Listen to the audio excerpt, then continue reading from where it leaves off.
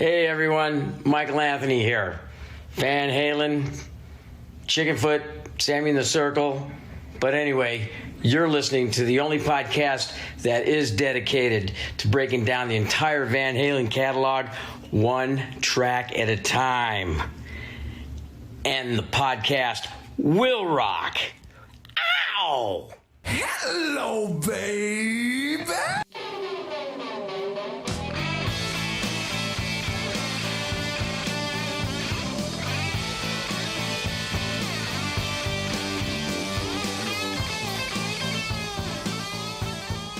Welcome back, all you rockers, rockettes, everything in between. Thank you for joining us for part 2 of our live show, live right here, right now, edition of And the Podcast Will Rock. I am Mark Kamire, your co-host. With me, as always, Corey Morissette. Corey, you ready to do this yet again?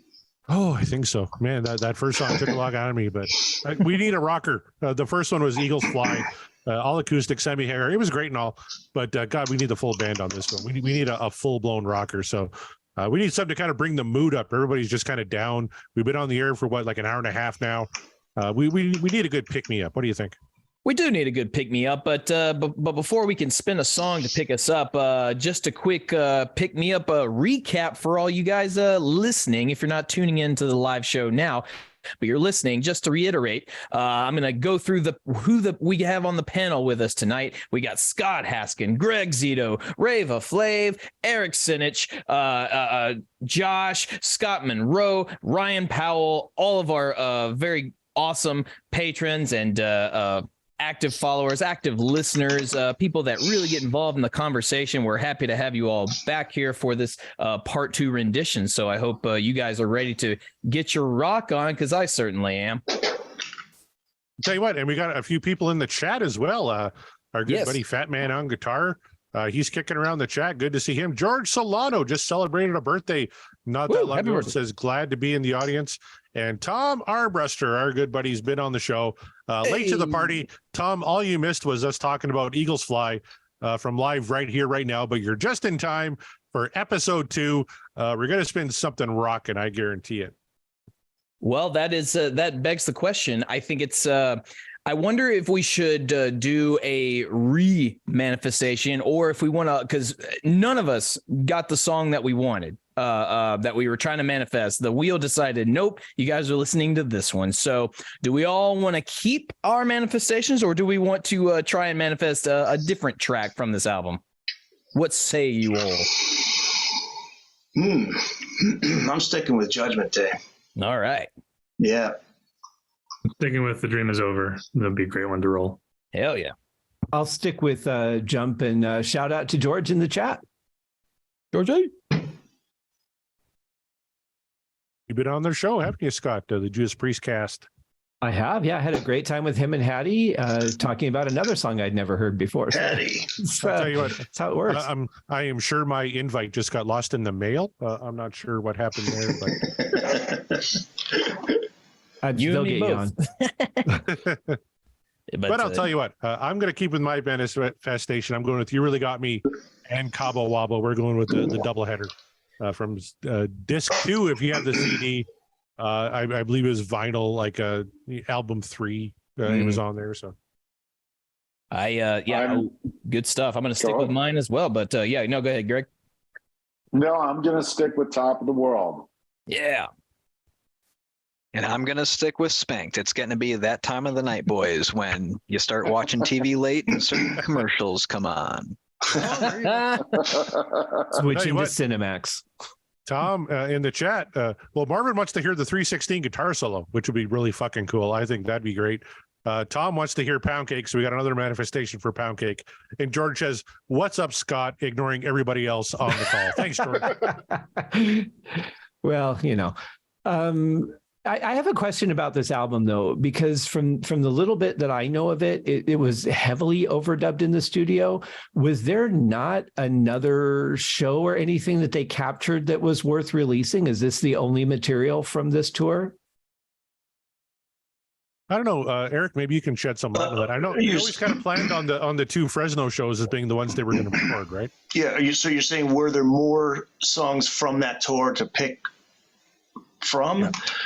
Yeah, like I mean, if it needed so much overdubbing to almost make it a half live and half studio album, I'm trying to understand what the point of releasing it was. Could they not have just gone out and captured other material, or why did they choose to do this? You mean so? Why just basically why they decided to release the live album? Period. Right. Yeah. Boy, I'm trying to remember if there's anything specific said on that. I think it was. Well, the reason for the live album was the fact that the record label wanted a greatest hits, right? And they wanted Sammy to record some of the raw stuff. And he said no, but I'll do it live. But I'll do it live, and let's do the live album. And they said that's fine, and let's roll because For Unlawful Carnal Knowledge was did so well.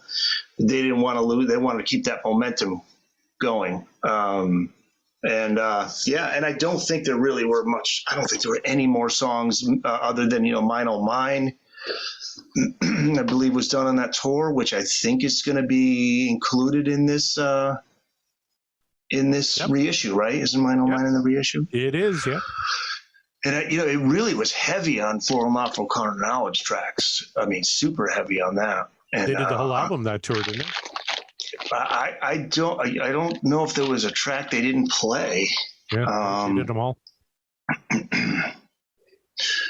Yeah, man, they covered that whole. I mean, they were. That's because they were so happy with how that album came out. They really wanted to go after Poundcake, Judgment Day, Spanked, Run Around, Pleasure Dome, In and Out, Man and on a Mission, Dream is Over, Right Now, 316, Top of the World. Yeah, they played all 11 songs on that tour. Did you know we got called out by somebody on Twitter who said we shouldn't call it the fuck album?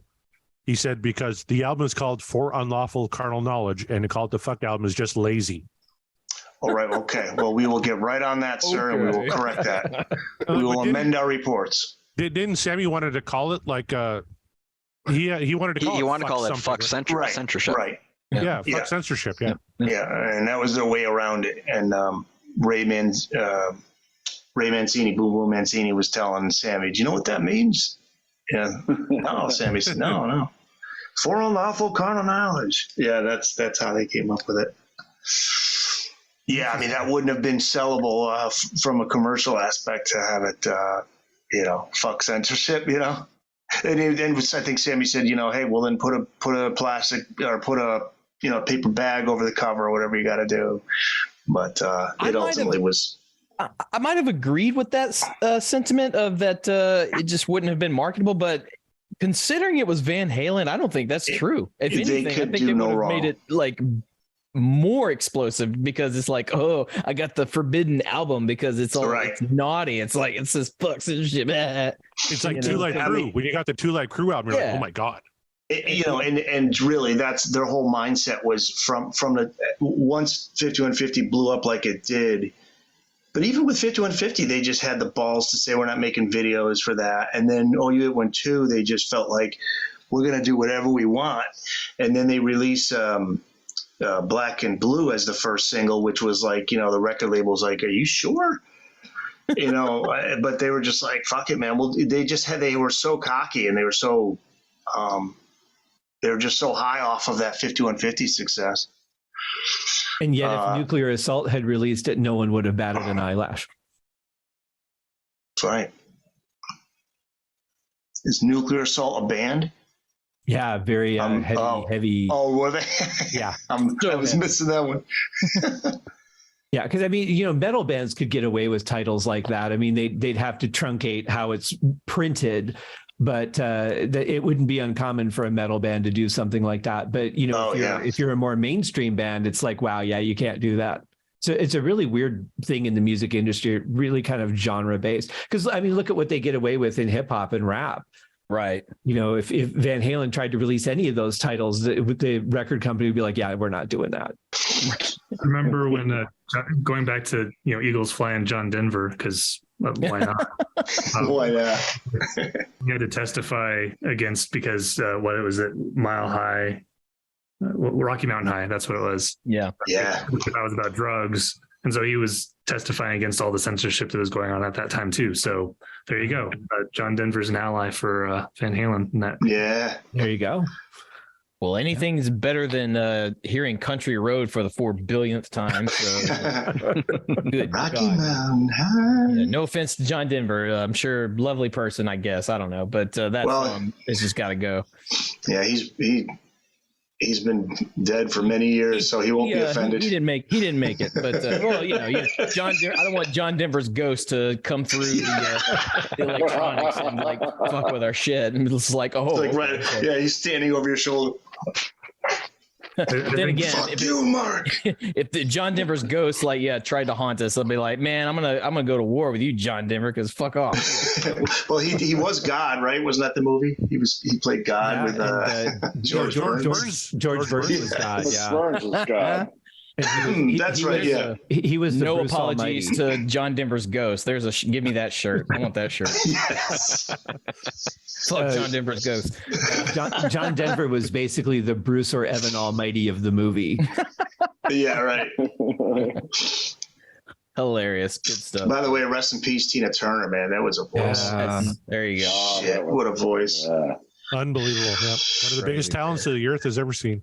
And a badass, man. I loved Ike Turner. Was like, you'll be nothing without me. You'll be nothing without me. And threatened to kill her if she left her and all that, man. She was the shit. She was the real deal. Sure. A great tune with Bryan Adams too. It's Only Love. It's only love. Yeah. Scott and I are going to cover that on our Bryan Adams podcast we're going to start doing here this summer. That's right. Along with our every other band podcast that we've mentioned over the last few months. I was going to say, Ray Parker Jr. I joked one time that it's Corey Morissette presents the Deep Dive Podcasting Network. It's just I got 6 more in the pipeline, buddy. Yeah, it's like guppies. When you do a podcast, it's like when you put guppies in a tank and they just start sprouting 50 more guppies at a time. But the one thing that would have been interesting, because David Coverdale wrote "Is This Love" with the intention of giving it to Tina Turner as a song, and then he just decided it was so good that he was going to keep it. I would love to hear what she would have done with that song. Oh wow! Yeah, that's right. That's right. Yeah, and that was one of the many hits on that '87 Whitesnake album. There would have been less Tawny Katane in the video, I bet. But apart from that, it would have been a beautiful song. Not zero. Just less. Just less. You know what I forgot? Tawny Katane was in a bunch of rap videos because she was with Robin Crosby for a while, and she was with OJ.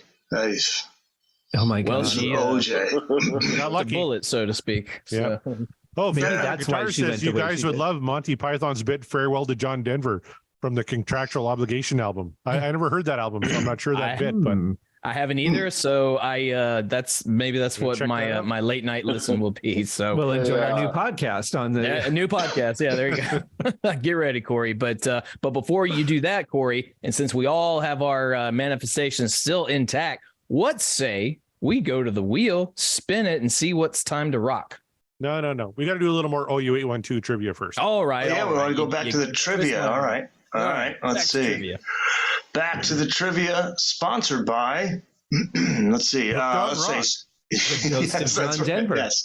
And John Denver's ghost. John Denver's Ghost, yeah. Sponsored by the Van Halen News Desk. For all your Van Halen needs. All right, so this is question 3. The photo on the back cover of OU812. This is a tough one. Is All of right. what? What is the photo of on the back cover of OU812? That's the chimpanzee holding the skull like in the thinker's pose, right? Yep. Do you know what that is? This is probably the hardest of all 8. Anyone? You mean what it represents, or what it? Yeah. I mean, we could. What exactly is it? It's a statuette. So what is the statuette? If we could put it up on the screen, maybe that'll help. I don't know. I mean, I'm just thinking of the cover, so like my automatic guess wants to be the sculpture of Atlas. Can you do, Corey, a share screen? Maybe that'll help. On it. If it's too tough, we could just pass and go to another one. But this is a tough one. This is kind of like, the Fair Warning album cover. Like who's the artist? Kind of, it's not that easy. But if you can get a picture of it, it's pretty cool. Can you see this now? Yeah, there it is. Oh. That's it. The Thinker. That's my guess. Yeah, and I think the answer's down below there. I won't scroll then, but yeah, it looks. Yeah, there's Does that say Darwin on the side? Is it a Charles Darwin thing? I mean, there might be a connection to that, but it's not. I just want to check something here. Isn't he sitting on a book that says Darwin? Says Daryl. Daryl. It's Daryl. So like Larry, Daryl, and Daryl from Newhart. I don't know about that. Maybe the monkey's name is Daryl. It's Charles Darwin. It's a late 19th century German sculptor. Oh boy. Anyone? Marvin Fernandez says Darwin's monkey. No, I think we're all going to go over on this one. I'm going to make a guess. I'm going to say, God, you were tasty down to the last bite. I'm going to say this is the cover of Sammy's concept album. I wish you would bone me tonight. I thought I came here for a serious discussion about an album called OU 812. Oh, this is what we get. You thought wrong. This is what we get. You know what? Eat them and smile, pal. Wasn't there an album? I can't remember who the artist was. Was there an album that was like the name of the album, like I ate one before you or something? That was kind of that's possible. Yeah. I was thinking though, nowadays with the AI, there really should be an album called AI 812. I mean, I got the title. Somebody's got to figure out the rest. It's going to happen. That's gold, Jay. Sure, it'll happen. All right, we could just give up. It's a Hugo Reinhold statuette. Oh, it's. I'm only familiar with his brother Judge. Oh, Judge Reinhold, yes. Love him in Beverly Hills Cop too. I'm not familiar with Hugo. You can't fool me with a banana in the tailpipe. That's right. Hugo Reinhold, the statuette is called Affe mit Schädel, which is translation. So close. It's what? Ape with skull. Ape with skull. I think way more simple than I thought it was going to be. I believe it's actually roughly translated to why don't you do something with your life? The monkey's talking. I think that's German for do you have a sister? See, I would have preferred like a baby's arm holding an apple, something like that. But there you go. that was Dave's joke when he was talking about the 96 best of. And he's like, for the pictures of all the band members, I would like to have a baby's arm holding an apple. A fucking huge dick joke. I just know that line from Austin Powers. Yeah. That was right. Yeah. Does it say, is there any information on why they chose that image? Like, there's got to be something to it. Yeah, I got to find it. They're very much into, they were into German sculptors. I could just say them going, I don't know, just put it on the album. Yeah. Let me see here. Flipping through like a magazine and like it's got like this feature in there somewhere and be like, hey, that's cool. Put that in our album. Did it pass copyright date? Okay, use it. Let me see if I can find. Maybe it's in a museum and the boys were in Germany having a lovely museum day, museum afternoon. That's what you do on tour. Yeah, you go to a museum.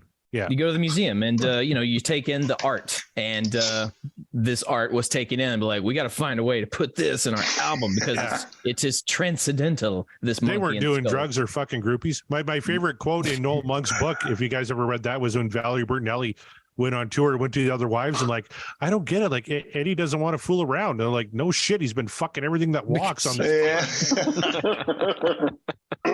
Yeah, I'm still coming up with nothing on the who chose it. But by the way, a little teaser, Corey, because you just mentioned Austin Powers.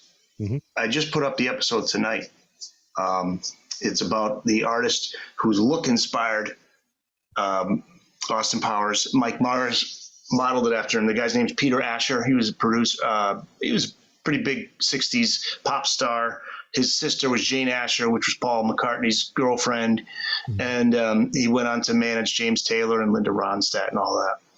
Hell yeah. That's free plug.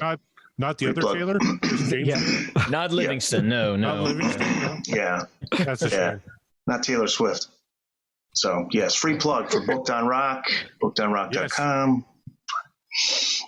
All right, so there you go. we're saying nobody on the call got the Nobody question. got that one, which Nope, I should have no. just. I really should have just. That's just really mean spirited on my part. Coming up with a really difficult like that. Do you want to try another one then? Absolutely. One more. Yeah. Tom Armbruster says he tagged us on Twitter with the picture. We'll have to check that out after the live cool. broadcast here. But yeah, Cool. let's hit us with question 4, I believe. Yeah. All right. Who did the band dedicate the album to? Oh, I know. All right. So let's start. Let's start with. Let's see. Let me go down here. Okay, Corey, you're up first. I'm going to say Eddie and Alex's father. Okay, so you're saying their dad. Who's next? I'll say their dad. All right. Tail Rider. All right. Who's next? Yeah, their dad. I think it says something like, "This one's for you, Pa." Yeah. Oh, nice. Nice additional info there. Scott Haskin guesses David Lee Roth's penis. Okay. Isn't everything dedicated to that? So far, he's the first one to get it right. Who's next? Anybody? Yeah, Jan, isn't it? It's what, Jan? You're saying Jan as well? Okay. Yeah. So Ray's got Jan. Who else? That's 1, 2, 3. Scott Haskin, are you going to stay with David Lee Roth's dick? Is that what we're going to go with? I feel that's likely. I think it was sarcastic, but I think that's what's on the inside of the jacket. Dedicated to the baby arm holding the apple. Baby. Who's next? We got 1, 2, 3, 4. All right. Who's? Yeah, I agree. Jan. Jan, who's that? Who? Greg. Okay, Greg's got Jan. Yeah, I think it went from super difficult to super easy. I'm not going to break with the crew on this one. All right. Who was that? Now we got another Jan? Yep. Who's that? Is that? Ryan. Oh, okay. That's right. It's going to be everybody but me. Yeah. I think, what do we got? 1, 2, 3, 4, 5, 6. So one more, right? Is that? Jan. Ray, did you get your vote in, or Josh? I'm going I Jan. did. Yeah, I'm on Jan. Okay. Who's going with Jan now? Who's that? Yeah, everybody goes with Jan, but Scott Haskin. Who was that? Who was the last one? That's me, Jan. Gotcha. Josh said Jan. Okay. Okay. Josh got Jan. Okay. Yeah. So that's what it is, Jan, and definitely was "Miss You, Pa" was on the back. See if there's anything else on that. Wasn't Jan the nickname of David Lee Roth's penis? Yes, it was. Right. He nicknamed his penis Jan Wenner. Jan Wenner. Jan died in December of '86. On the inner linings of the album, they wrote, "This one's for you, Pa." And Tom Very points out close. also how Wolfie refers to Eddie. Pa. Nice. He did a similar thing with his debut. I Yeah. feel like Scott got some bonus points on that one just because he was. I mean, it was very, very close to an exact quote. Yeah. Well, I think we give Scott the winner. No. There you David go. Roth's dick is not. They did not dedicate the album to Dave's dick. However, Eat 'em and Smile probably dedicated to his own dick. Yes. Probably. Probably, yeah. And Yeah. Skyscraper and Little Ain't Enough. And That's All right. not a microphone in my pants. Well, what say we spin this wheel and get another track going? Let's spin away. is that what we're here to do? Okay. That's what we're here to do. All right. Now I got to bring up. All right. Everybody's ready. You got your manifestations in. I'm going to bring. Yep. I'm ready. Oh, Ready, Freddie. Yep. Here we go.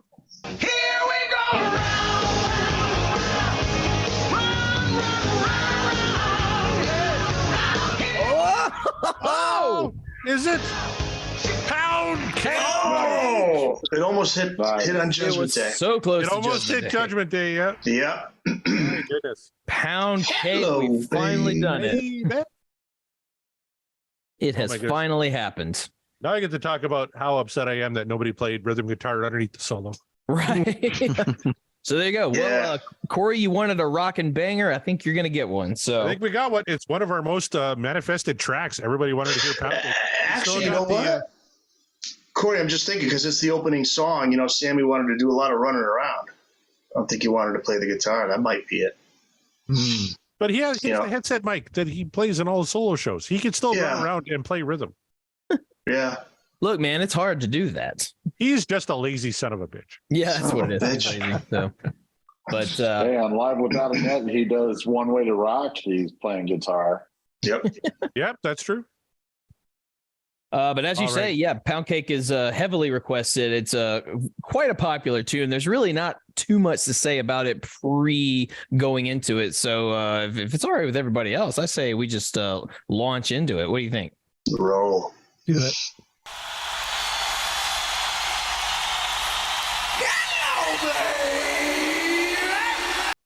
Love that intro. Every show, right? Hello, baby. Every show. Yeah. Oh, that's so good.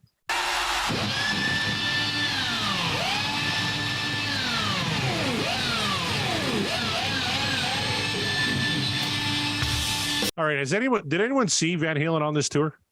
No. Yes. Yeah. Yes. It was amazing. Yeah. So absolutely. So you hear "Hello, Baby," and then the spotlight hits Eddie, right? And he's got the drill. Like, how fucking great was that? Oh, absolute adrenaline rush. Alice in Chains were on tour with him too. That was wild. Yeah. Yeah. They were. Yeah. And they would come out and do the Best of Both Worlds dance, and they all fucked with each other because Alice in Chains guys. Oh, actually, Van Halen did it first. It was like a hazing thing, for like the new bands, about quote unquote new band, and they what the hell did they do? They taped. They did put something on the stage. So they would trip over it. Just a bunch of shit. And so Alice in Chains got even with him by just jumping out on stage during Best of Both Worlds and just dressed as women, dancing with the guys. All right. So in the chat, Tom says you're welcome because he manifested that. So did Marvin. He said yes, called it. He also saw Van Halen on this tour, both legs. So lucky guy. And then someone named Christy Binkley, who I believe just got engaged, says, "Look at these cool kids. Can't hear due to my own game, but I'm lurking." So it's a good thing she has the volume turned off. But she's Christy getting her Binkley. Yeah, she's getting her sorcerer on her. Actually, she's I think an elf. She's playing D&D. It's fine. All right. Oh, well, and rumor has it she just got engaged to some 2-bit loser who lives in Nashville. Mark, do you know anything about that? That is the rumor, and it's tis a shame. But congratulations, Mark Kameyer, for getting get out! Yeah. Are you really? Nice. Yes, yeah. Congratulations. It happened. The day did not go as planned, but I made it happen anyway. Wow. So what do you mean? Before we get into the song, tell the story. How did the day go? The day started off great, got everything done in the morning, and then we were going to enjoy a leisurely time at the Tennessee Renaissance Fair that happens every weekend in May. We were going to go to the Ren Fair, dressed up. I was going to take her under these cool these shade trees surrounded by rocks, very, very fairy-like, elf-like. That's her aesthetic. She loves it. And I thought, hey, what better place and what better time to do it? But we got there way too late. Traffic was a nightmare. My brother had a terrible time. That's a whole other thing. But the timing just didn't feel right.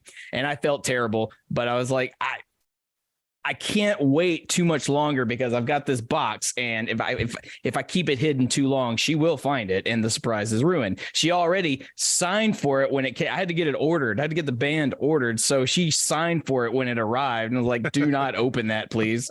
But she's like, "Oh, you got this thing." Panic. Yeah, panic. So rather than postpone the engagement and try another day, try something else where I was quite sure everything would be out of my control, I decided, you know what, let's go home. We were getting ready to chow down on ice cream and everything like that because it was a long, hot day. And I said, let's go outside and look at the stars. And she's a stargazer. But this one time she was getting impatient. She's like, I don't want to look at the stars. I want to eat my damn ice cream. I'm like, no, come outside. Let's look at the stars. I played her favorite David Bowie tune, waxed poetic, did all the fun romantic things you're supposed to say, was on one knee when she turned around from stargazing, and I asked her, hey, let's not wait, let's do the thing, please marry me. And there you go. Nice. Awesome. Excellent. Good job, my friend. And to answer your question, yes, I will officiate your wedding, and we'll do it live right here. Right here. Podcast will rock. Hey, if we're doing a podcast will rock wedding, then hey, I may hold you to it. I thought you were going to play. I am ordained in the Church of the Dude, the Big Lebowski. Oh, hey, we appreciate the Church of the Dude. Mark, I'm surprised you didn't play her favorite Livingston Taylor song. Yeah, I couldn't find it. It's really hard to find his SoundCloud. Like not a lot of listens, so it's just really hard to shuffle through. You know what? With all of the funds we're getting from the Patreon, maybe we can afford to get Livingston to play at your wedding. Sure. Maybe it's have him probably not expensive, so have him do his own cover of "Up for Breakfast." You know, Livingston plays "Up for Breakfast." Just on the piano. Just she puts the cream in my cup. Yeah, you know. he does his own rendition of "Fire and Rain," except it's just fire and pain, and he's just talking about how miserable he is. It's like, yeah, I want to hear that at my wedding. Then he pulls a Don Dokken in between songs, just rips every Don Dokken. I saw Don Dokken open for Poison, and he was such a bitter old fuck. He bitched on George Lynch on MTV, on every single band, including the band he was opening for, Poison. He was just a miserable son. Yeah. That's how I imagine Livingston to be. Yeah. But George Lynch, they have this bizarre thing where like George comes out for like a song or two at the end of the show. So he's there. It's this odd thing. He's not there for the whole show. And it's just strange. And Lynch still has the Lynch Mob, I think. Mm-hmm. He's got like 5 different bands. Yes. Well, it ain't rocking if it ain't Dawkins, so that's all I can say. That's what he said. I'm alone again. I saw Dokken when I saw Van Halen at Monsters of Rock. Oh, yeah, Monsters of Rock. That's right. Nice. Mm-hmm. Yep. What year was that, Scott? That had to be 89, I think. 89. Yeah, I saw it in Denver. Yeah, Van Halen headlined. I don't know if they were switching headliners or if they headlined every night, but that night they headlined every night. Yeah, they were headlined over the whole tour. And Don and George go back to the Sunset Strip days, so they knew, Eddie, Dave, Al, Mike from the club days. Yeah, yeah. Right. There's a great story actually in that Van Halen documentary that we talked about in show 1. The fan-made Van Halen documentary about the S Festival and about Van Halen's record-breaking, Guinness World Record-breaking payday they got for that, and how David Bowie got the exact same payday, and how he got to keep most of his money, whereas Van Halen lost money on that gig. Oof. Yeah. Wow. Yeah. I just wanted to throw it out there for show 2. Go check out that documentary on YouTube. The Tape Archives is the channel. Fantastic fan-made documentary, incredibly well-produced. Absolutely worth the time. Episodes 1 and 2 are available now. I can't wait for the other 3 to drop. He just did an unbelievable job with it. Yeah, that whole the Tapes Archive channel is really awesome. There's a lot of good stuff on there, like interviews with a bunch of different artists. But he does have they have one with Alex from 1980 or 81, and really cool. We got to reach out, see if he wants to be on the show, Mark, at some point. I think he would. Yeah, Alan Berry. Yep, Alan.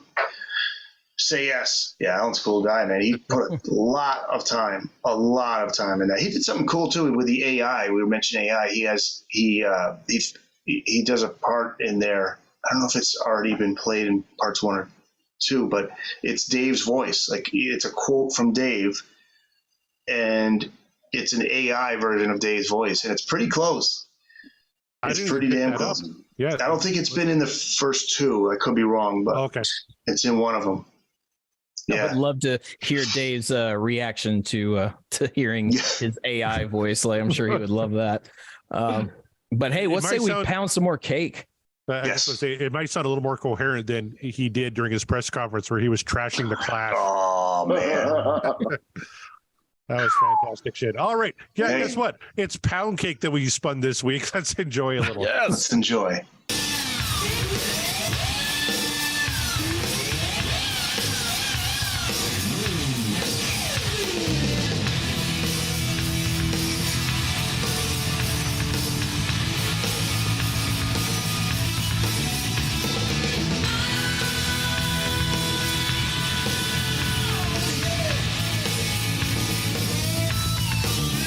My God, if that doesn't get your dick hard, then you must be Love a it. Denver fan. Love it.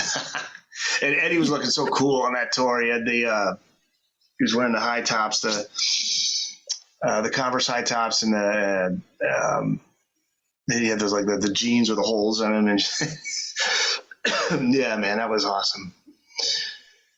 Awesome, man. Great tune. And it all started with Alex's drum beat, and then they worked around that, which is not something they did often.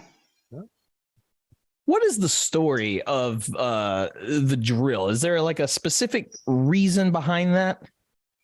No, I mean, just Ed messing around, wanted to have some fun. And, you know, it's crazy. He felt like even one of the interviews he did with Jazz Obrecht, which we put up, and this would have been 1982. He was already saying, like, he's like, you know, I'm running out of ideas. You know, I can't keep, you know, coming up with new stuff every album. Eventually, I'm just gonna, you know, it's gonna be, you know, I'm gonna my well will run dry, and but he was still trying different shit, man. 91 with the drill, and it was around that same year. Mr. Big had Green Tinted 60s Mind, I think was no, that's not the song. Daddy, but brother, little what's boy. that? His daddy, brother, lover, little Yes, boy. you're right. Yeah, the same year they had that, and all of a sudden I can't believe I'm drawing a blank on the guitarist. Paul Gilbert did it on there. But yeah, it was, and Eddie was able to do that cool thing where like he was just like he put the drill down, pick it up, put it back down, and play. I mean, it's like just effortless. And Andy Johns was talking about that. He's just fucking blown away by it, you know, just watching Ed work in the studio. Anyone know the make of drill that Eddie used? Oh, I don't know. Let's see. Oh, it's the Van Halen stripes on it. Yeah, he painted with the Frankenstrat stripes. What is a Makita? Yeah, that's awesome. Let me see. It's probably in. Let's see, Poundcake. I know that piece of trivia, and I know for the rhythm, I think he played a 12-string, didn't he? Believe so. Power drill. Oh, Makita 6012 HD power drill is what it says here. That's a mighty fine drill. Yeah. I'm gonna go pick one up at Home Depot right now. Good call. Yep. I won't have anything to do with it, but I'll just have it. Yeah, that's so cool though. Yeah, he was just operating the drill, one of the drills at the studios while he was playing, and you know, just said let's roll with it. And Andy Johns, when he first heard that, you know, woo, that first thing, it was blown away. Great way to kick off a song and kick off an album. Like, yeah. You know. All right, let's get back to her.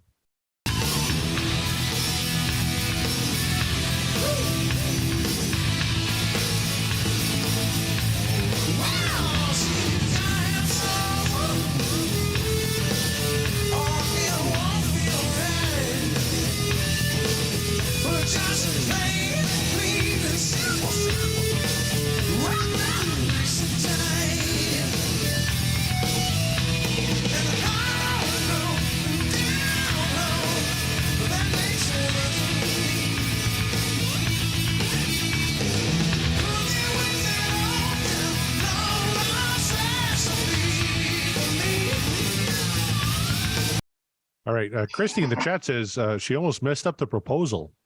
What happened there, Mark? Well,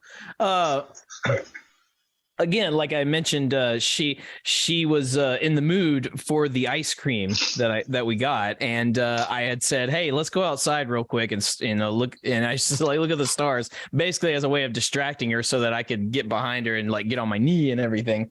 And again, she's a stargazer. She's a constant stargazer. So there's always things she's going to mention about the constellations or something about astrology, things like that. But this one time she was just not having it. It's like, I don't want to look at the fucking stars. I want to eat my goddamn ice cream. Why am I out here looking at the star? What are you doing? And of course, I'm like, saying a bunch of nonsense just to kind of keep her distracted and keep her looking that way. But she was apparently very, very close whilst I was talking and be like, okay, whatever, fuck off, get out of the way. Let me go get ice cream. Like, and I would have just laughed at that point. Like, all right, cool. So this isn't happening today because she's like, yeah, this is cool, but I'm not interested. I want my ice cream. So she was totally she did not expect it then. No, she did not, which is good because that woman is intuitive like you would not believe. And not to mention the fact that she signed for the damn package when it was mailed, which I didn't expect. Like, uh-oh. And still didn't. And she still didn't know, or if she knew, she kind of let the idea pass and just like, whatever, forget it. Thankfully though, because our day was kind of rough due to circumstances beyond our control, it distracted her enough to not even remotely think about it. So it was very, very close, but thankfully she didn't turn around and like push me out of the way. Like, what the hell are you doing underneath? Get out of the way. I'm going to eat ice cream. But apparently was very close to doing that. And I told her, I said, well, if you had, I would have laughed and that would have been the end of it. I had to try it another day. Is there going to be an ice cream man joke that's coming? I know it's coming. There should be an ice cream man joke. That'll be their first dance. I was just going to say, thankfully, you had the element of surprise on your side, Mark, because had she thought about it, she probably would have said no. I mean, yeah. Maybe. That's always the fear. So let's get back to a little pound. Oh, sorry, go ahead. While we're stopped, because one of the things that's really interesting about this is in the verse, Ed's doing basically a call and response with himself. Like he's doing the rhythm guitar and then he goes to the tapping. Yeah. Like he's doing his own call and response underneath the vocals. It's just a really interesting. It's not just straight rhythm. He's just kind of doing his own thing, which is. I have to say, Sammy couldn't be bothered to play rhythm underneath. Right. I have to say, I'm really digging the bass. Yeah, you can hear it. Yeah, Mikey's killing it on this one. Absolutely. Got the like walking 16th that's going on there. Yeah. All right, let's keep it rocking.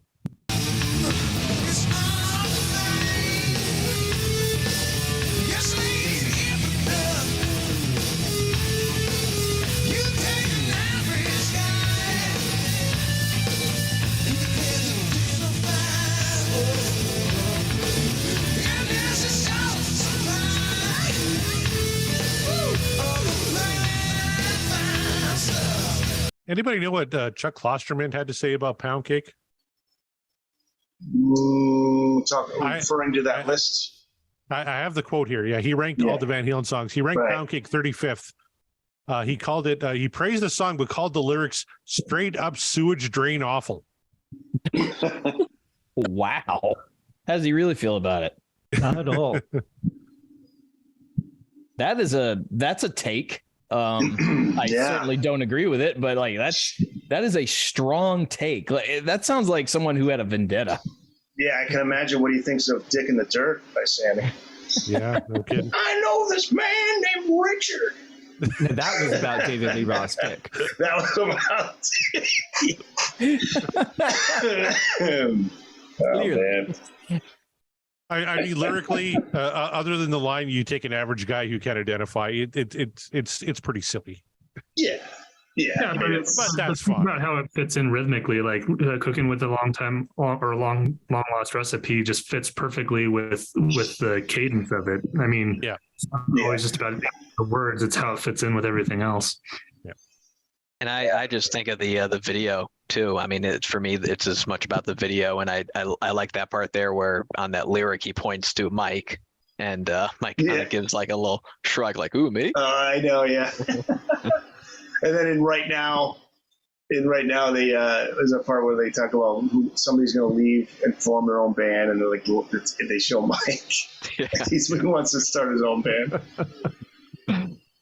Ray had the duck out. He said the wife is needing a message. It might have been a massage, which, I mean, if my wife wanted a massage, I'd ditch you guys on a heartbeat too. So I get that.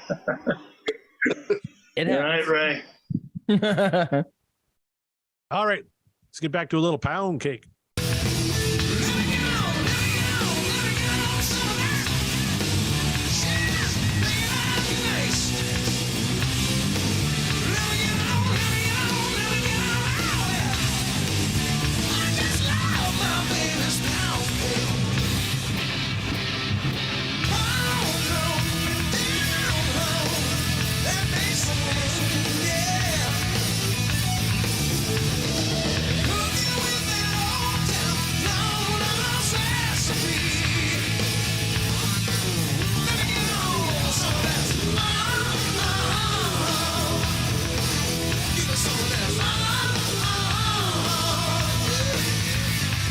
no one's stopping the song because they're all touching themselves. But come on, that's yeah.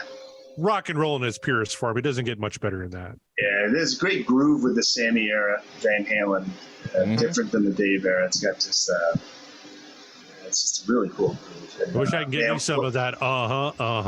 Yeah, what a fun band though, man. And they were all just having such a great time. Ed with that big smile on his face, and they're just, and they, you know, they enter the new decade, and it's like they're ready to kick ass. Lyrics. Now, in a band that has like a dozen great concert openers, is there any better than Poundcake? Oh, Unchained. Unchained's a good one, yeah. But although I don't know if they ever opened with Unchained, well, they did. They did in the recent years. Mm-hmm. But I would say Unchained is one. Interesting move when they had Sammy back in 2004. They opened with Jump. Yeah. Which is unusual. You want to get it out of the way. Exactly. Yeah. Exactly. But yeah, I mean, Poundcake's a damn good one. Can't beat that. Yeah. All right, let's get back to her.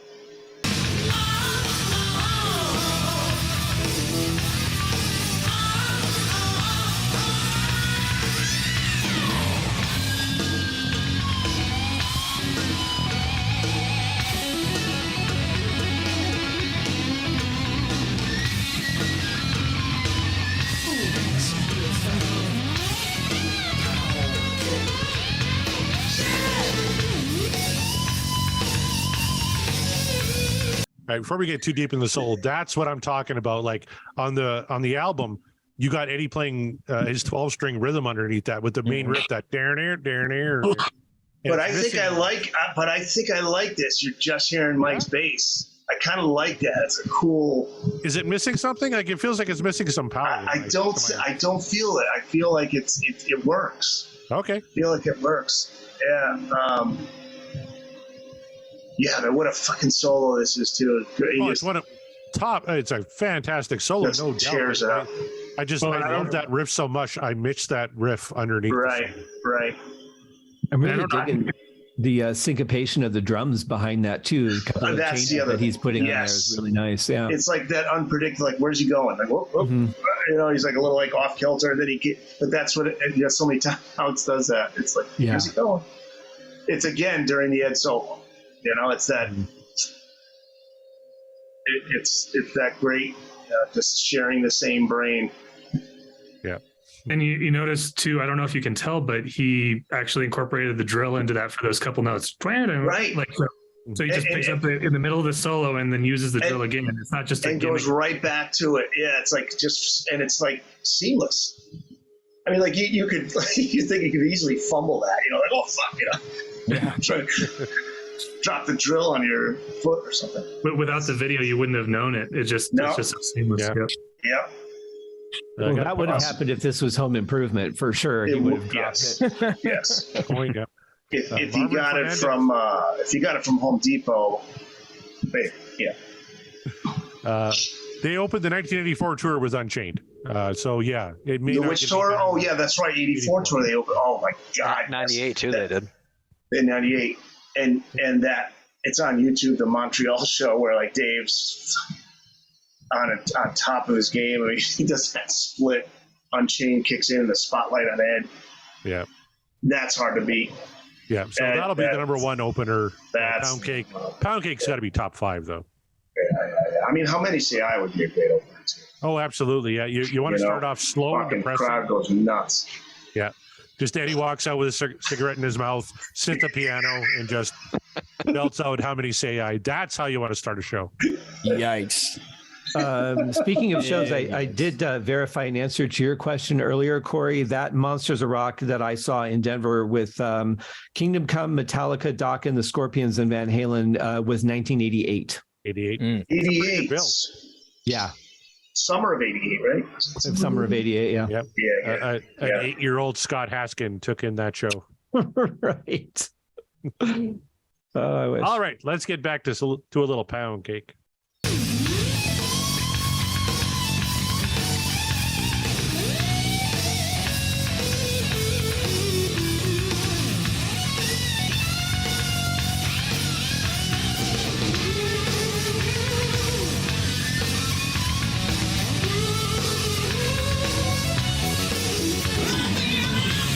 All right, Mark Kamara, what'd you think of that solo?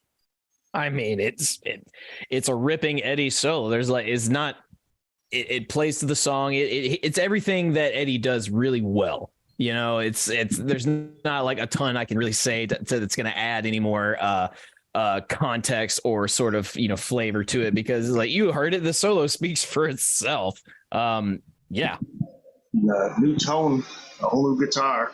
Mm-hmm. You know, that was the, that was the model. That's when he started to feel like, he felt comfortable with that guitar. Frankenstein he loved, but this was like his, and it definitely a much different tone. I don't know what you guys think of that tone compared to the Dave era tone. A lot of people like that Dave era tone a little more. It's raunchy definitive that Dave era tone. Like, maybe it's because they had like so many like big hits with that tone, and now with the Sammy era, this particular album, maybe he's just going for something a little different. But I mean, it's still got Eddie's sound to it, because nobody plays like Eddie played. Yeah. So, but it's got a little more of a polish to it, a little more of a like it matured with the band, whereas the early days was that raw, crunch to it, and this is a little more of a sophisticated kind of, like a little shine to it. Mm-hmm. Yeah, interesting. All right, I think we got to say goodbye to Josh here. He's going to work tomorrow, so thank you very much for joining us, my friend. Yeah, thank you, man. He'll be back on the show a couple times actually in June, because he's a $20 patron. Yeah. For the podcast about rock. So he gets to co-host the show once a month, but we kind of missed him in May due to my own incompetence. So we'll get him on twice in June instead. There you go. Have a great night, gentlemen. Take care. Thank you, man. All right, my friend. Thank you very much. See ya. Fortunately, our patrons are very, very patient people. And thank you very much for your support. And thank you for joining us here tonight. And my God, we spun a good one for you here tonight. Let's get back. I gotta get the shirt that Scott Monroe's wearing, man. Isn't that great? Promote you guys. Absolutely. Would it kill you to wear that everywhere you go, Eric Sanders? Yeah, Come on. Yeah. Everywhere. I don't even have one. I'm wearing my Eddie Van Halen shirt tonight. So nice. And a shout out to Kevin Brown, who does most of our designs for us. He's not here yet. He's the man. You're not here. Hurry up. By the way, he's a fucking great musician. I heard one of his songs. I was like, what? Yeah. It was really. I gotta listen. He sent me a second one, Kevin. If you're listening, I'm sorry I haven't listened to the second one. But what was the one? The one I listened to. I'll find it. But, who else? Really good musicians. Sean McGinnity and his brother. Yes. Yeah, for sure. I'm a patron of theirs. They sent me a couple of their CDs, and they're fantastic. I got them too. Yeah. We're among some talent here, Corey. Mark, we got Sean, we got Kevin Brown. I mean, Corey and I are going to start a band. We'll start. I'm ready, my friend. I can play some drums. A little bit of a problem. I got to learn to play an instrument. Okay. Well, but we're working on it. We'll do a White Stripes thing, right? You can sing. I'll play drums badly, and we'll find someone. Maybe Scott Monroe or Ryan will play guitar. Yeah, like I can do like Me Wise Magic. And I'll do your orchestral orchestration so that you guys can have a symphony behind you. Yeah, Scott. There you go. Scott has a number of albums actually. Why don't you take a quick moment to plug yourself here, my friend? Yeah, do it. But could you rephrase Scott, that? Yeah, man. No rephrasing. You heard what he said. Well, it is on camera. Yeah, I've got I'm about to start production of my 32nd album. I've challenged my graphic artist, instead of me telling her this is what the album is shaping up to be, come up with an image. She's actually coming up with the image first, and I'm going to write the music around her image. So it's going to be a fun experiment. But yeah, that I do that. I write songs of my own. I've done some film scores, and then I am the recording drummer for the band Era Patches, based out of Montreal. So and I do some studio work in drums. I'm doing some recordings for a band in Denver, and I kind of like nice. music. We're already plugging. And it's not even the end of the show. How about that? Right. Put up plugs left and right. Yeah. And Eric Senich and I are starting a band. Our debut album, I'll Do You Tonight, will be coming out fall of 2020. Debut album, AI 812. We're gonna have artificially intelligent vocals. Perfect. So Eric, you need to go out and get a sander and just start your album with a sander because the drill's been done. Or like just like where you don't want to make an impact, just like a hammer to somebody's balls. You know, that would be. There you go. That makes an entrance. You know, I know a guy, John Mariano. Yep. Sound of somebody vomiting. Just something like that. Something creative. Yeah. Still qualifies. Yeah. Poundcake coming out 2023.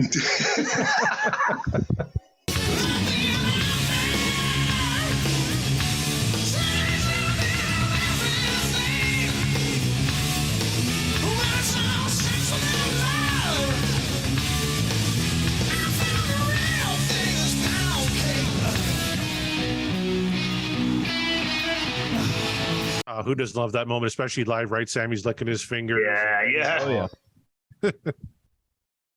Yeah. Good shit. Ryan, Scott, we haven't heard from you guys in a while. Greg either. What do you guys think of Poundcake so far? Sounds amazing. I'm really tuning into what Mikey's doing here too. The bass sounds really nice in the mix, and you know, we're talking about the absence of rhythm. I mean, Mikey's holding down the fort here. Sounds great. Oh yeah. Yeah, for sure. Alex is like, the drums are just so huge. I mean, live even. I mean, you got these big bottom drums, and they're just, I just love them. On the album and on the tour. Yeah. As much as I would want to see Eddie Van Halen live, I'd want to see Alex Van Halen live as well. Like, just one of my favorite drummers. Kidding me? Yeah, man. Yeah. He must miss playing. You know, it must be itching to get out there, but we don't know. You keep hearing rumors, right? Like, you know, everyone says, "Oh, we do a tribute thing for Eddie," and it's all up to Alex, kind of whenever he wants to, kind of, you know, get up and do something. But he doesn't seem like he's in any hurry. Well, Michael Anthony told Eddie Trunk that Alex is concerned with doing something where it's gonna take advantage of Eddie's legacy. So I think he's worried about, like, the, you know, people just, it's a money grab. But he can call the shots. I say donate half of it, even more, to Eddie's charity, the Holland Opus Foundation. I mean, it's his call. He can do whatever he wants. I don't think that's the issue. I just think it's probably down to get Dave on board with Sammy there. I don't think Dave wants that. Right. Sammy. Sounds like Sammy's in. Yeah, it'd be Dave, right? Who's kind of holding things up. Yeah. I mean, I guess, you know. I mean, then again, I mean, they were ready to. Satriani said they were ready to do something in New York with outdoor show, like soon after. I think the August following Eddie's death, so almost a year after he passed. I think they're wrong on the dates, but and Dave was on board with it, and so it's just a mystery, you know. I don't know what's holding it up. But please, Alex, do something, please. We just want to see you out there, you know. Do something even like like they do with the Hendrix tribute tours. Like, you know, go out there and just have fun. You know, have fun. It should be fun for Alex, you know. He's got to miss playing. Yeah. I mean, this music is his life. Sooner or later, they'll just call Jason Bonham. As everybody does. I mean, like, and you know, it's like anybody who's anybody will be part of it. Like, all you got to do is just like make one call, send one email. When do you need me? You know. I think the real holdup might be something more along the lines of, I can't imagine going back on stage without Eddie being there with me. That could be it. I agree That's with that. my thing. Like, his drive is probably just not there to do it anymore. That could very well be it, and he just doesn't want to. And you know, it's none of our business. He doesn't have to let us know that. If that's the case, it's cool. I mean, he's never played with anybody else. That's exactly it. Never played. I mean, like Eddie played with Michael Jackson on stage. Eddie played with, he would go out and jam with various people. I don't think Alex played with anybody else. You never saw it. Yeah, like Eddie went on Letterman, and Eddie did that all-star thing with Paul Schaefer and Sheryl Crow and stuff. But you never saw Alex with anybody else. Never. And I think he would get into a rehearsal, and whoever the Guitar Hero was, within 15 minutes he would be like, I can't do this. It feels like I'm betraying my brother. And that's what nobody's mentioned that. On him. Right. Yeah, nobody's mentioned that to this. Feel like he's having an affair.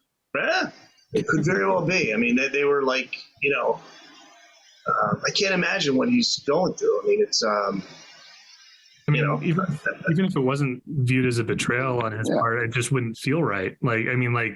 They were just so in a groove where they just could read each other. It doesn't matter how good the other guitarist is that he's playing with. It's like, this feels flat. It's not the same. And that's going to just like anybody doing grief, it just reminds you of what you don't have or what you lost. So I think his birthday tribute was kind of like I never played with anybody else and I missed that, or I don't know that he will. Yeah, I think you're 100% right, Eric. It's totally up to Alex. I mean, even Wolfie has said, those couple of songs that he played for the Taylor Hawkins tribute. I mean, he feels like he's made his peace with it, and that was in his way his tribute to his father. Oh yeah, that's it. So it's all Alex now. Yeah, I mean, it's just of all the you get bands that can move on without a key member, but it's not a key member; it's a D member. Yeah, and it's just if there's a way to do it that doesn't feel awkward for Alex, then it's just still hard. It's been, I don't know, what was it, October of 2020? I still can't wrap my head around it.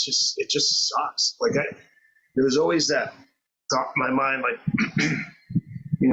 Eddie and Al are somewhere right now jamming, something's happened. And even in those dark periods where like nothing was happening, it's like they're there at least, Eddie's alive, he's there. So there's something cooking, something could happen, that excitement.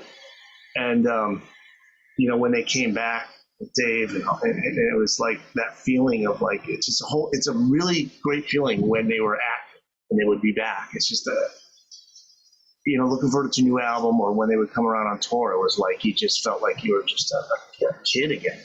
Mm-hmm. And that's gone. And it just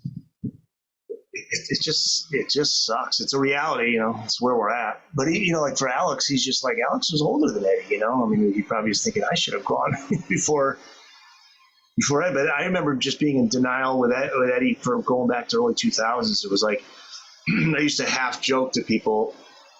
I'd say, I'd be like, yeah, he had cancer and all that, but no, he doesn't die. He's a superhero, like I was like half kidding, but like, the other half of me was like in denial, like, no, it's not going to happen. No, he's fine. And it's just still, it's hard. Well, that's why, and the more we talk about it, I think a tribute's never going to happen, and that's okay. Like for us, we're just fans. Alex lost his brother, and if he never wants to get on stage with his brother, that's okay. And anytime these guys are in the media, they're constantly peppered with questions. Is there going to be an Eddie tribute? Mikey gets it all the time. Sammy gets it all the time. David gets it all the time. Yeah. And everyone's got to be just resigned to the fact it's okay. If Alex says, no, I don't want to step on stage again without my brother, that's okay. Because we lost a Guitar Hero. He lost his brother. Yeah. Yeah, I mean, the one thing that I wish I'd like to see more of is to... further the legacy of the band. It's like Bob Rock was saying in that interview, the reason he listened to Metallica was in Canada, where he grew up, a bunch of kids, skateboarders all had Metallica shirts on. And that's why he listened. So in other words, like, you want everybody wearing these shirts. You want like the Stones logo is everywhere. Metallica logo is everywhere. The music's everywhere. How many new Metallica fans are there because they happen to watch Stranger Things and that scene comes up, and they're like, who the fuck is this? Because think about it. I mean, there's people every year. There's some new kid being blown away by a song and then wanted to hear more. But they gotta be in your fit, like AC/DC's logo. Their music everywhere. I'd like to see it. I'd like to see it in movies and commercials and just and not take advantage of it monetarily, but just you have to keep that. There are just people that don't know, like Gene Simmons said. He's like, there are young people who just don't know who the fuck Eddie Van Halen is, and that's a shame. That's a real shame, Well, when you think about it, it's really weird to think that there's somebody who just today or tomorrow for the first time is going to hear "Paranoid" by Black Sabbath or Iron Man. Or, it's so great because these are things that are such staples in our lives that we've known for decades, and to think that there's somebody out there who has no clue it even is a thing. It's just mind-boggling, even though, I mean, I understand why, and it makes perfect sense, but it's still like, doesn't the entire world know that song? Well, no, not at all. No. And a great example is my sister has a daughter who's 12, 13, and I said to her recently, so what do you listen to for music? And I was waiting for like Taylor Swift or whatever, and her father says, tell them who your favorite band is. Queen. I love Queen. I was like, that's freaking great. And that's because of Roger Taylor and Brian May. I mean, they worked really hard to keep that name out there. Movies, commercials, you name it, they're on tour. That's what I just wish would happen. But the problem is, again, you got the Sammy and Dave thing. You can't get on the same page on anything. It's like, god damn, It's not like the AC/DC when Bon died and Brian steps in, and Brian was just like, he was, bowing down to Bon, and it was a transition thing where he could. But it's just never going to happen with Sam and Dave. Yeah, like Sammy said, we're oil and water, man. He was on Joe. Who's he? He was on the podcast for the dude from Jackass recently. Joe Rogan. Yeah, and he was just like, he tries to get along with Dave, but he was funny. He goes, if Dave was sitting here right now, he'd be like, well, Sam. You do the Dave impression. Well, I think Ian Gillan from Deep Purple explained it really the best when he left Deep Purple in '73, and somebody asked him if he listened to any of the stuff that came after him with Coverdale and Glenn Hughes. I shouldn't call him Coverdale, David Coverdale and Glenn Hughes.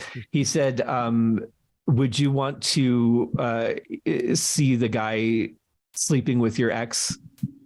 After the fact, it's like. From Dave's perspective, I could kind of see like, this was my band. Now you're in it. I don't want to know what you did. I don't want to be like, I can kind of understand, but just shut up and get together and, do it, just do the job and get through it. We all have to work with people we don't like. So why should that be any different? Good point. I do a podcast with Scott Haskin.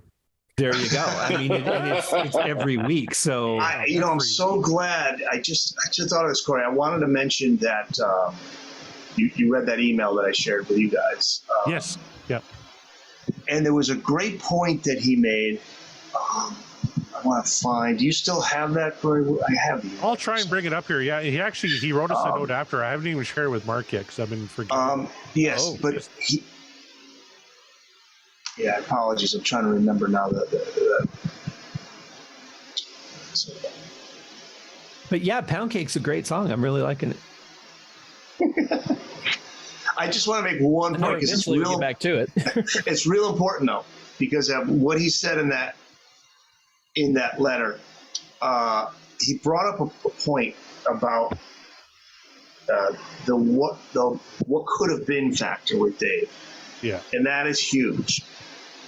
I think that's what kept. I know that's what it was for myself and my generation of fans. Is like, what could have? Because when Dave left, they were still, as Noah Monk said, still going up. Like they would have been in stadiums. And so there was like always in the back of my mind, like, what if Dave came back? so like in 88, 89, and 90 and 91, that was always in the back of my mind. And I think that mystique, that's what I think why people prefer the Dave era more than the Sammy era, because it was like unfinished business there. I mean, they still had some gas in the tank in that Dave era. And what could they have done to follow 1984? We'll never know. So that's the whole, that's what keeps everybody, or kept everybody into that Dave era. Like, and Dave was still on his game to where, even in the early 90s, around a little late enough, it's like, what if he came back? And, it was always on everybody's mind. And I think that's what the point he was making in that email he sent. Do you think that if they hadn't fired Noel Monk, that they would have stayed, that Noel would have been able to hold them together and they wouldn't have broken up in 85? No, I think it was the writing was on the wall. I don't think, I think it's amazing they did 1984 considering where things were at. And Alan Berry's documentary gets into that. But there's nothing that he could have done. Eddie he got his own studio, and it just, things weren't going to be the same again. And Dave's ego, I think Dave felt like he was going to do that Crazy from the Heat album, and the songs were specifically nothing like Van Halen, because I think he was trying to tell them, look, this is just, I'll do this and I'll come back. That just blew up. And but I don't think so. I don't think it would have made a difference. I mean, I get the notion of the, what could have been with the Dave era. And of course, me coming in, looking back at that rather than living through it, like I see it differently, that, Sammy didn't follow in his footsteps, which actually made, was a different element injected into it, which got us all the stuff that we got on the Sammy era, which added a whole different flavor, a whole different dynamic and a set of things, as opposed to like the AC/DC thing where, we're just going to continue the same type of thing. It gave us a lot more variety because of that. And I mean, yeah, you're right about that. I think actually Sammy in that sense came at the right time, because Dave's stage antics and that thing would have kind of been a little passe. It was getting old, and Sammy comes along at the right time in that sense. I still think, just like, can you imagine the reaction that it might have been short run, it would have burned out fast, maybe, but like say it's 1988, 1989, Dave's still, he's got a top 10 single just like Paradise. He's still doing really good. And so like can you imagine if he rejoined that band at that point though? I mean, what that would have done? I mean, it would have been a huge story, that would have been a big thing. As good as they did with Sammy, I think they would have been selling out Madison Square Garden 3 nights in a row, and it never happened.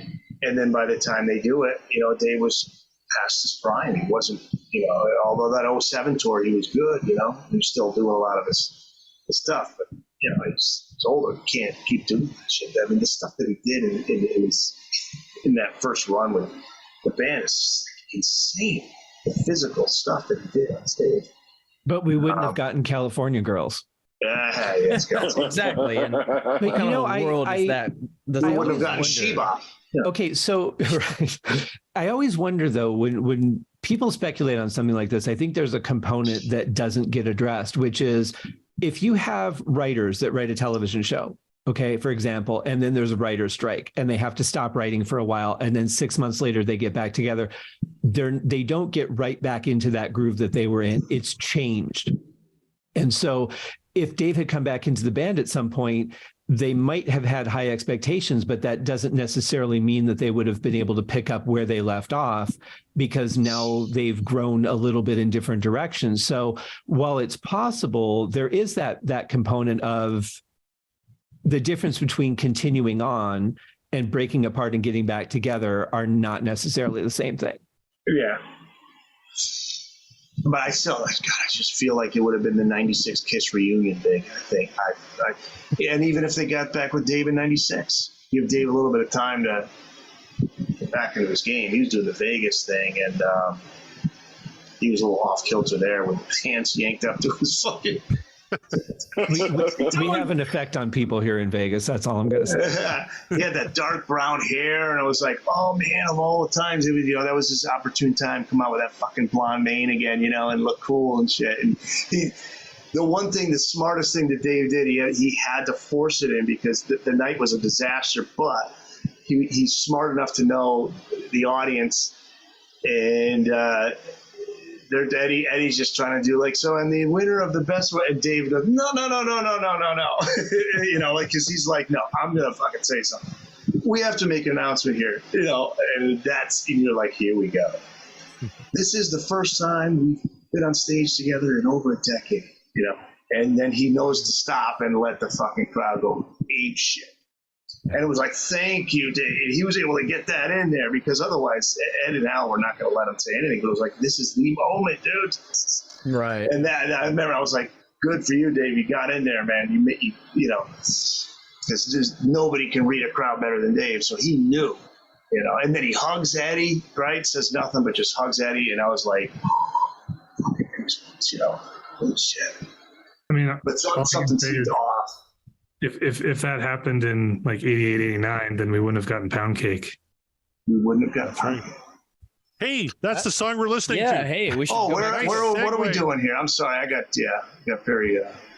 We kind of went on a little bit of a tangent there, but Ryan brought us right back. Thank you very much, sir. Let's spin it, Corey. Spin it. Here we go.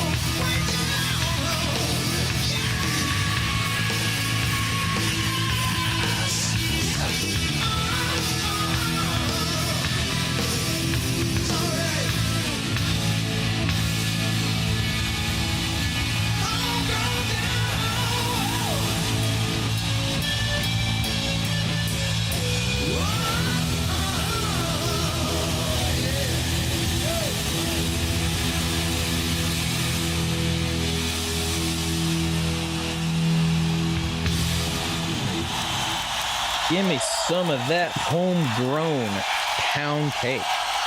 My goodness. Indeed. Yeah, I love how you hear Alex with the cymbals along with Eddie. Dun, dun, dun, dun. No, Just a ding, ding. Yeah. they're even together in that. Yep. Yeah. I I wonder. love how they finish that off in concert. Because on the album, it's a fade out, right? Yeah. So you always kind of wonder how they can do that live. Right. I just love how they just kind of bring it down and Alex is on the cymbals there and just the kind of build and then Sammy with the Yeah. Oh, big concert ending. Fan-fucking-tastic. It's the right ending, I think. Like if that's what you're gonna do live, I think that was the smart choice for that one. But dare I say it? Okay, Poundcake. This is again long time requested, long time manifested track from various of our listeners. Do I even need to ask which way we're voting on this song whatsoever? Like, do I have to, or should I just say everybody? I'm going to play the clip once. We got 4 votes in. Who else? Come on, 5, 6. Eric Senich. Oh, Eric Senich votes no. I don't care. I'm playing it. no. Damn it! We're so close. Yeah, I don't have a lot Thumbs to add, up. but yeah, I'll start it off, and I'll just very quickly say, yeah, this is one of my all-time favorite Van Halen songs. It's one of the tracks. Then there are many, but this is one of the tracks that really got me to appreciate Sammy Hagar as a vocalist, not just the front man for Van Halen, but just as a vocalist. I mean, the whole album really did that for me, but Poundcake is special. And what better way to really kick off the fuck album when with a little bit of give me some of that Poundcake. I mean, between Eddie's the pinch harmonics he throws in there, a little flavor, just everything about this song, I love it. I personally feel like this is one of Van Halen's all-time greats. So yes, big thumbs up for me. Throw it over to Scott Haskin. How you feel? I mean, even just on the bass line alone, I would have given this a thumbs up, but I have to say this is definitely the best Sammy song I've heard from the band. One of the best Van Halen songs I've ever heard. I've been waiting. I refuse to listen to the song because you guys have been talking about it for so long. I'm like, I want to hear it on the show. I'm going to wait and hear it on the show. And I'm just sure that you're going to pull it next week, the studio version. So I'm looking forward to hearing that. But no, kick-ass song. Absolutely amazing. Throwing it over to Greg Zito. Yeah, this song stands tall. This one, and it stands the test of time. It was great back when it came out. Right now, it's still every bit as good. The guitars, the drums, the bass. I disagree with Klosterman. The lyrics, I love them. This is just a great tune, and I love everything about it. Boom. Ryan Powell, how do you feel about Poundcake? Yeah, I was almost going to make this my first downvote of the entire podcast, but no. Wow. No, this is amazing. No, this is a great song. There's just no bones about it. It's perfect for what it is, and what it is just a great rock song that everybody is showcased on. Sammy sounds great on it. Mike sounds great on it. Of course, Ed and Al always sound great, but the little things that Ed throws in this, it's not just about like, ooh, what new thing can I come up with? The drill is not just a gimmick. It is organically part of the sound that he creates for this song. It's not just for the sake of doing something different or new. It's always to further the music. And this is just a perfect example of it. And the fact that he incorporates it in the middle of his solo, not just, oh, here's the intro, just a gimmick at the intro, I'll set it down and now I just play normally. Like he incorporated it into the sound of the song. So yeah, big thumbs up, all joking aside. Let's see, Scott Monroe, can you follow that? Yeah, just to add on the drill some more. I remember when I first saw the video for it and everything and first heard the song, I actually wasn't sure if it was a real drill or not. I was wondering, is he making that sound with his guitar, and is he just kind of showing off the drill to make us think it's a drill? Which is a testament again to how organic it is and how well it fits in with what he's doing there. So it makes my top 5 for sure. It's up there, top tier. Indeed. Eric, final words? One of my all-time favorite Sammy era songs. Perfect concert opener, as Corey said. And the live version it's killer, man. The ending. I love the ending. Better than the fade out. And hey, what can you say, man? This is this kicks off the album that I got drunk many a night to in college. Don't we all? Yeah. And Corey, what say you? Top 2 from this album. I think I put Runaround maybe a little bit ahead. I just personally love that song, but this is one of my favorite Sammy era songs of all time. I just want to go to the chat real quick. Marvin Fernandez says, obviously that's what dreams are made of. Best Sammy opener. I would agree. Out of all the openers, Sammy openers is probably number 1. Tom gives it a thumbs up, obviously. Yeah. And Jeff Brewer's in the chat. Has to be an upvote. Great use of harmonics, natural and tapped from Ed. Vocal delivery is really good, but also think the actual lyrics are dopey and juvenile. That's part of Van Halen. Incredible music and occasionally goofball lyrics. You know what? I'm kind of with Greg, though. I kind of disagree with Klosterman and with Jeff a little bit. I don't mind the lyrics at all. They're fun and they fit the music perfectly. Jeff also says, I do like what Ed does during the album fade out. So yeah, he does do some cool shit on the fade out. I kind of go back and forth if I prefer the album track versus the live track. I do like the ending of the live track better, but I like that the album track has that rhythm underneath Ed's solo, playing that main riff on the 12 string, which sounds just fucking phenomenal. Agreed. But this is top tier Van Halen. This is one of the reasons why I wanted to do this show. So I'm very, very glad on live right here, right now, right night that we spun Poundcake. That's just, you couldn't have planned it any better. No, not at all. Again, we wanted a banger. Poundcake is a banger in more ways than one. So there you go. A unanimous clean sweep twice. That's what dreams are made of. And how can you expect anything less, right? This is good stuff. Good stuff, kids. So let it be known, a good live performance can make it can make a band. It can also break a band if it's a bad performance. But Van Halen has never been, at least during our rediscovery and journey, very few times have the live shows been less than par, up to par. You know what I mean? But this live version of Poundcake certainly fits that criteria of above par, I would say. And now Corey wants to do his favorite thing, which is make Mark look dumb. That's right. It's time to play. How many times did Van Halen play Poundcake live? We're going to start with Mark Meyer because it's your show and you just got engaged, my friend. How many times do you think Van Halen ever performed Poundcake? I'll go an even 300 times. 300 times. All right, Eric Senich. Remember, this is Price is Right rules. You have to get closest to the actual number without going over. 300. So they played it on two. They tore off the album, then they did the Right Here, Right Now tour. Balance tour as well. What's that? Would they play this on the Balance tour? Yes. I'll go with 325. 325. All right. Scott Monroe, how about you? What do you think? I'm gonna go lower. Let's go 200 even. 200 even. All right. Scott Haskin? I don't think they ever played it live. That's a big fat zero. Even though you heard the live version. But I'm going to guess. It's like, that wasn't real. It didn't happen. I'm going to guess 285. 285. All right. Ryan Powell, do you have a guess? How many times do you think Poundcake was played live? I don't know that they did this much after the For Unlawful tour. I'm going to go lower. I'm going to say 150. 150. All right. Brian, did they play it a lot on the Balance tour? I don't think they played it a lot on the Balance tour. Can you guys hear me?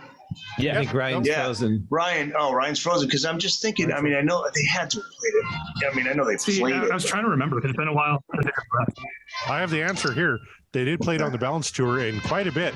Okay. But not as much as they did in 2004.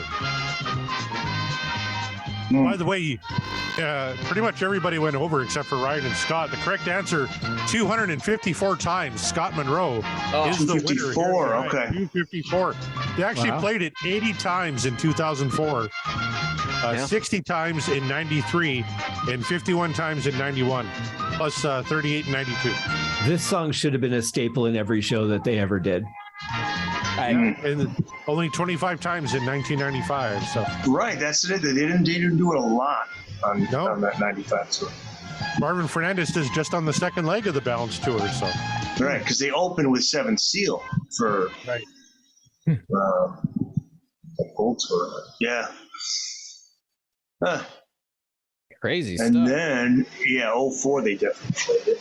Yeah. And that's did they even do it with Sharon? I don't think so. No, doesn't look like it. No, I don't think so. Yeah, especially with mixing in like a lot of Dave stuff too. So for it. Yeah. Yeah, Sharon, they pretty much did. They did When It's Love, Why Can't This Be Love, and Humans Being, and that was about it for Sammy era. Oh. But they did get in I'm the One, so that was pretty awesome. Yeah. If you say so. But there you go. All right. So whether you love him or hate him, you can't deny Poundcake during the Sammy era is a total good rockin' Van Halen tune. So there you have it. And it better get above 90%. I mean, it should, but you know that it won't. Well, it might. I'm guessing like in the 75%, unfortunately. Really? It should be higher. But I'm thinking 98. Anytime you have a Sammy song, it's just gonna get downvoted more. You're gonna get downvoted, yeah. Just from the strictly Dave era people that apparently do exist, and they're out there, and they they don't even listen to the show. They just they wait for the polls just so they can go like, nope, Sammy song, boo. The Dream is Over is filler. Dream's over. Yeah. Terrible album filler. Like, come on. I think though that we're missing one component from the engagement story. Mark. Yeah. What kind of ice cream was more important than looking at the stars? Oh, good call. It was pumpkin cheesecake ice cream. Ooh. Okay, I can kind of give it to her on that. Yeah. And look, here's the thing. This particular private selection pumpkin cheesecake ice cream is a whole story in and of itself, because we found it once. They said, let's try it.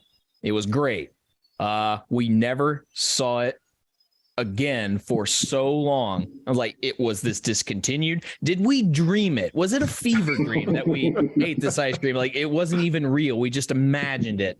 And then randomly one day, we weren't even looking for ice cream. We just happened to walk by it, and like, there it was, and we had to grab it.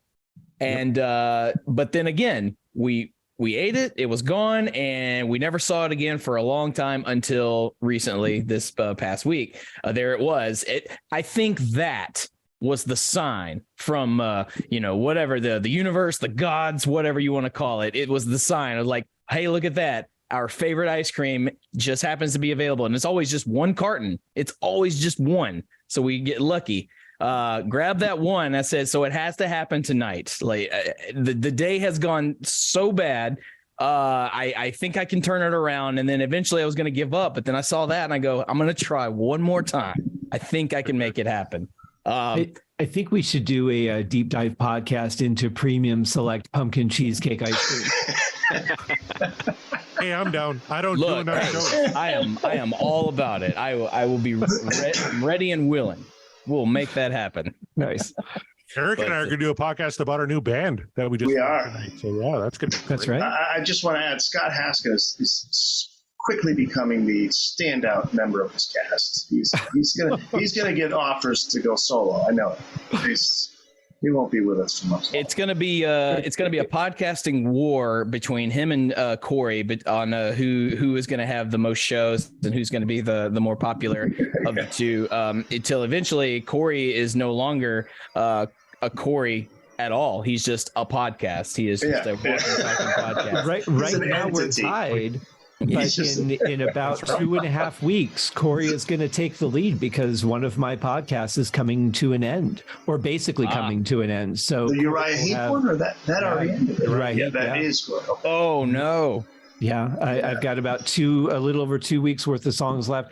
I am working with BMG on doing a couple of special episodes down the road, but I've covered everything. So there's nothing left to do. How many songs altogether in your catalog? I think it was 307, if I remember right. That is a hell of a run, man. So I mean, if it's time to put it to bed, then it's time to put it to bed, because it's like you should be very proud of that number. You should be very proud of that work, because that's incredible. Thank you. 4 shows a week for a couple of years. So yeah, it was a lot of work, but I should say it was a lot of effort, because it wasn't really work. But I enjoyed it. And, turning so many people onto a band that they were familiar with but didn't know was the biggest reward. Mm-hmm. Well, yeah, I'm one of them. I mean, from listening to your show and then interviewing an author of a book on the band, I was like, wow, how did I not know more about this band? Yeah. Well, thanks, Eric. I appreciate it. Yeah, man. Thanks, guys. A very underrated band. Yeah, yes. For sure.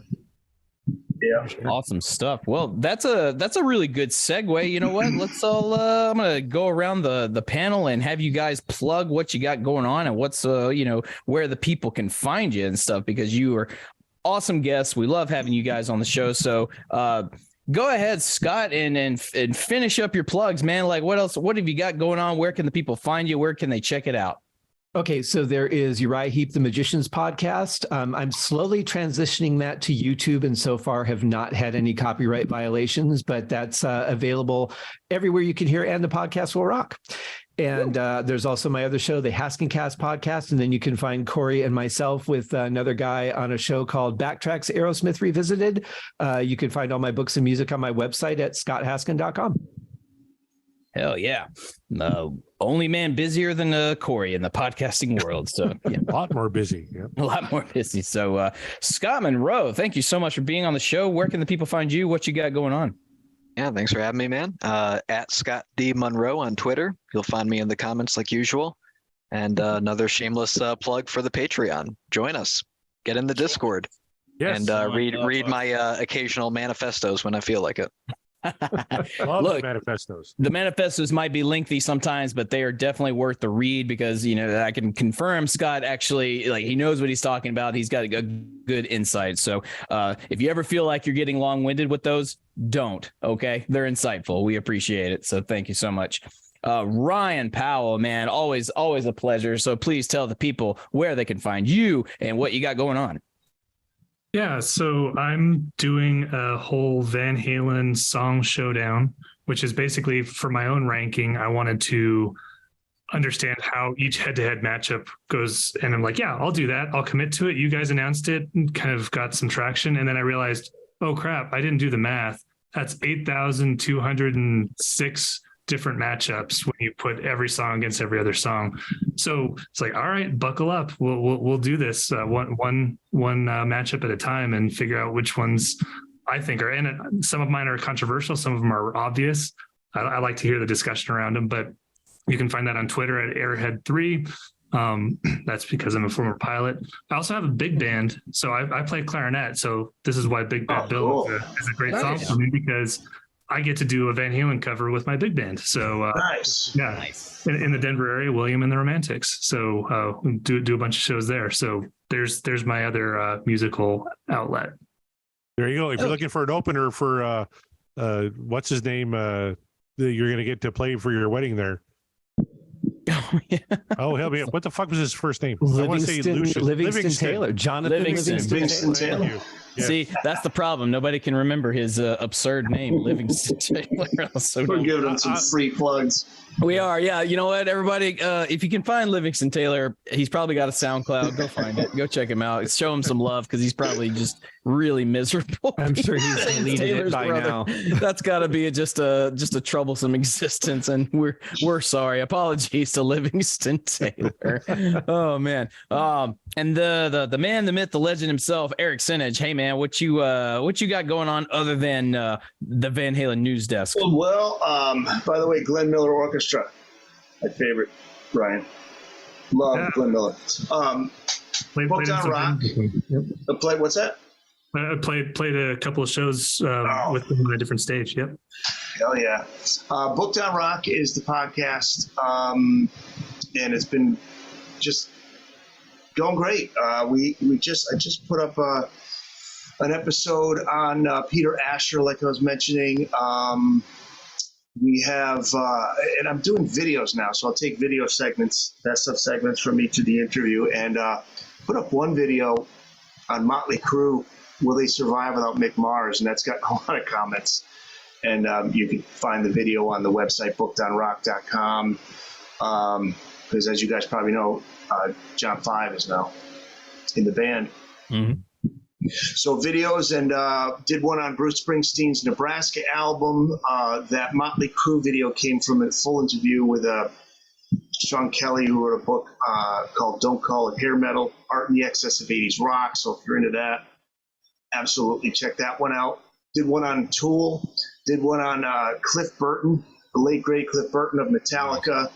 Joel McIver, just an amazing book on that. Actually did one on Van Halen recently, Morgan Brown, who wrote a book called Van Halen, Every Album, Every Song. So you can check it out, bookdownrock.com, or wherever you get your podcasts, it's there. And of course, you have bhnd.com. Right on. Great stuff. Again, you guys, thank you so much for being on the panel. Thank you to all that you do, all the support, and keep checking out everything that they got going on. Thank you to the people in the chat. And shout out to Marvin Fernandez, to Jeff Brewer, to the Ma Francais, Christy. Thank you for being in the chat, everybody. Corey, would you please let the people know where they can find Corey Morissette at the Deep Dive Podcasting Network? All right. Before I do that, I want to throw a shout out to our Patreon. Yes. I want to mention the fine folks who were on the call here tonight but had to go, and those who couldn't join us here tonight, including Jeff Brewer, who's in the chat, Nate from the Deep Purple Podcast, Matt Lacasse, Rava Flav, who had to take off. Thank you very much. Josh, who petered out as well. Greg Zito, Don DeTallo, Chaz Charles, of course, from Regarding Lulu. I love that show so much. Sean McGinnity from the Sean Fair podcast. Yeah. He's a patron of ours. He's doing the Metal Shop. He's doing a lot of great stuff over there. One of my favorite podcasts of all time. Kevin Brown, who does two great shows, the Tom Petty Project and Seaside Pod Review. Per Leneker, and just thank you so much for your support of the show. And just a quick shout out to the Deep Dive Podcast Network. Here we go. Got to go through the roll. First of all, myself, Scott Haskin, and John Mariano do a show called Backtracks Aerosmith Revisited.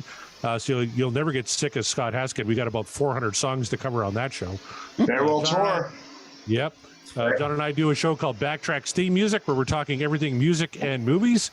We just had Scott on talking a little tune by Rainbow from the Guardians of the Galaxy 3 soundtrack. So look for that to drop on Monday. We also, Scott does the Uriah Heep Show, the Magicians Podcast, Nate and John at the Deep Purple Podcast, The Simple Man at Skinnerd Reconsidered, Terry T-Bone Mathley at T-Bone's Prime Cuts on the Other Side, Rye at Sabbath Bloody Podcast, Paul, Joe, and David at In the Lap of the Pods, Andy and Matt at Hawk Binge, Eric and Jonathan at Maiden A to Z, Daniel and Josh at Diary of the Madman, the Ultimate Aussie Podcast, Ben and Sam at Universally Speaking, the Red Hot Chili Peppers Podcast, George and Hattie, George was in the chat for a while, thank you, George, at the Judas Priest Cast, Clay and Ryan North by South Podcast. They're talking American music versus Canadian music. That show is a lot of fun. Greg and Jonathan again at So Far, So Pod, So What, talking all things Megadeth. The aforementioned Kevin Brown at the Tom Petty Project and Seaside Pod Review with Randy Woods, Quinn at Volume for All, Chaz and Greg at Regarding Lulu, and Sam, Nick, Steve, and Mark at the Rock Roulette Podcast. They just reached out. They want to do a crossover, Mark. So if you're ready, we'll go on the Rock Roulette show. We'll talk about an album, and we'll bring them on here to talk a little Van Halen. And if you're so inclined, join us on our Patreon. You can find us at all of our socials at Podcast Will Rock, and the website is www.podcastwillrock.com. Don't seek me out on Twitter, though. Please don't yell at me anymore. I'm tired of getting yelled at by strangers on the internet. I prefer to be on a call with my best friends here talking a little Van Halen. Well, you can find me at Mark the Bat on Twitter and Instagram, and you can definitely come and yell at me because I will yell back, and I think you will lose. But there, you've been warned. But nice. You can also, you can also find me if you're in the Nashville area. Rose of Sharon, a tribute to Killswitch Engage. We got a show June 24th coming up at the Exit Inn, the legendary Exit Inn. So that's going to be a fun time. We're playing with Vulgar Display of Nashville, a tribute to Pantera. We love those guys. Good stuff all around. And there's going to be more tribute shows coming around the corner, and I'll talk about those in time. But until then, get yourself ready for that. If you're in the Nashville area, please show support to the local scene because holy God, we're dying out here. Its ticket prices are ridiculous for the bigger bands, and the local dudes, we're just trying to play some shows and make some change. So give us your change, please. Anywho, so again, reiterate. Thank you guys so much for being on the show. Thank you for joining in to the live stream, everybody. We really, really do appreciate it. I'm not just making you try to do shots. I'm just saying we appreciate everything you guys do. You keep us going. You keep us motivated. We love talking about Van Halen. We love rediscovering this band. Again, We're not experts. I have to say it every episode. Like, we're not experts. We're just simple fans. If you want expertise, talk to that guy way over there, like way over there. I'm pointing at Eric. And if not him, then just go yell at Greg Renoff or CJ or any one of those guys who've written books about it. So, but until then, listen to us rant about it because we love ranting about a band that we love, like Van Halen, and that is why we do this show. That's why we do the podcast. We are, and the podcast will rock, and we will rock you later.